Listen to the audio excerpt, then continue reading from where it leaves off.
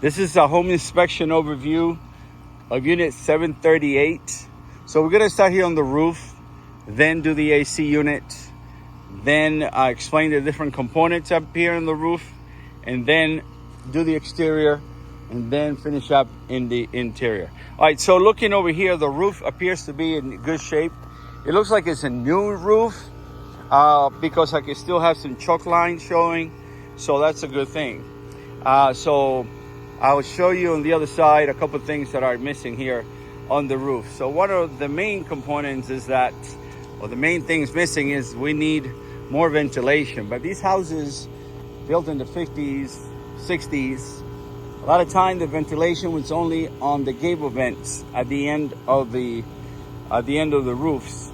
But recommend additional ventilation. There's some roof vents here. There's another roof vent over there, but I recommend a little bit more. It's not critical, but it's good to have it so it breathes. All right, so coming through the AC unit here, it's 2023. It is 3-ton. The brand is Rim. It's one of the better brands, so that's in good shape.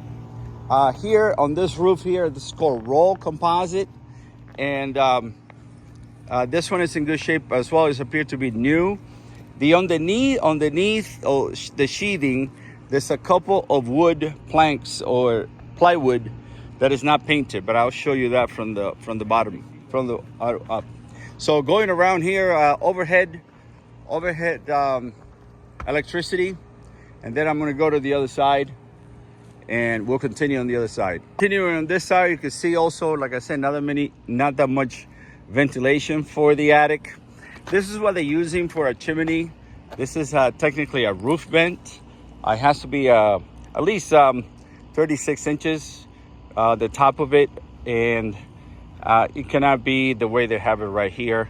So I'm going to write it up on the report, different things that are required for a chimney. Continuing from here, this is the irrigation backflow preventer for the irrigation. There's an irrigation system, but it doesn't seem to be connected. It's disconnected. I'll show you that on the other side. This valve right here is stuck in place, so you can't really move it. This is in the event you want to shut off the system. That's the main shut off water for the system, right? And then you could also shut it off at the meter. The meter was not running, which means there's no underground leaks at the time of inspection. The gas meter, it's on in pretty good condition. It's not rusted, it's painted, pretty secure, so that's a good thing.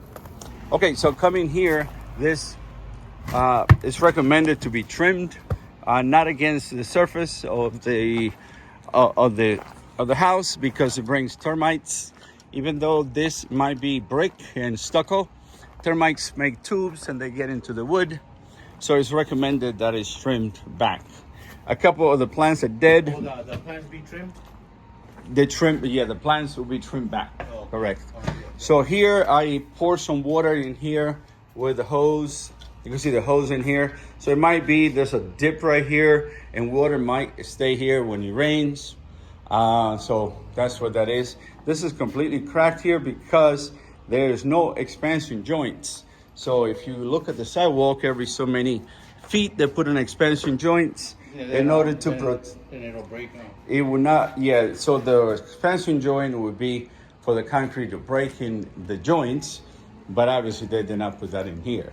Yeah. So continue going around. The gate is in pretty good shape. The fence has a few stuff that are loose.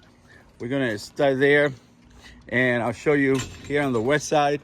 A few of these column caps are loose, which is basically the column caps I use to, they call it rain caps, basically to cover the end of this column. You can see some of these are loose like this, so I put them in there. This fence, I don't want to push it too much, but it's just this last layer here is not secured, so it could be secure with epoxy. So again, this one too right here, very loose. And then the caps are also loose. So I put it on the report. A few of those are loose throughout You could tell in here they have this is what they call 1x1 around the perimeter of the car of this Trim. porch cover right on the trim. It needs to be painted, and then this right here also needs to be painted. Recommended to be painted to protect it against termites. I looked over here, opened this up, inside and outside. Some of the wires are a little bit exposed, so they need to be trimmed back and connected again, so there's no sparks. The weather cover for this here is damaged, so it just might need to be replaced, obviously.